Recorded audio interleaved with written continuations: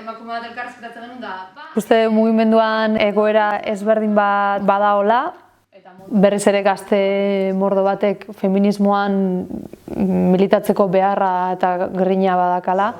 Gaina eztabaida berri mordo bat sortu dira azken aldian mugimendu feministan baita ere.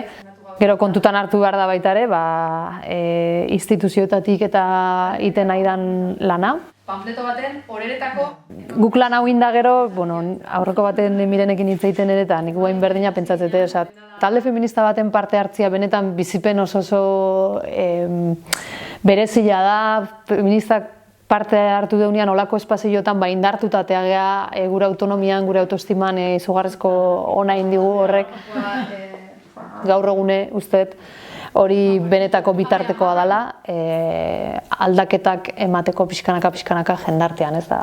Usteet urolakostan badazkaula erronka batzuk, baina aukera askokin.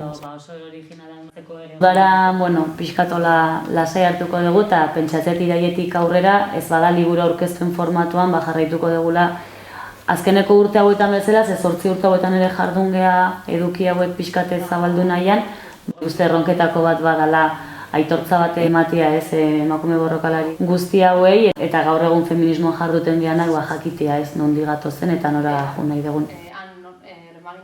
Ipar Euskal Herrian aigea dokumental berezi bat sortzen sortu deun liburu hortan konturatzekinan hegoaldean gertatutan guzti horrek asko izan dalako eta herrialde askotan daula pixkat iparraldean gertatutakoa jan iten zula ez eta benetan harribitxi bat topatu deuan guretzat ezberdina dan zentzu batzutan ezberdina dan eta beste gauza batzutan hain antzekoa dan mugimendua topatu dugu, oso aintzinakoa da baita ere eta rekuperatzeko emergentzia edo sentitzen genuen. Gero igual aldaketak egoia, baina ja zerbaiten gainean, ez? Orduan, guretzat hori garrantzitsua izan da,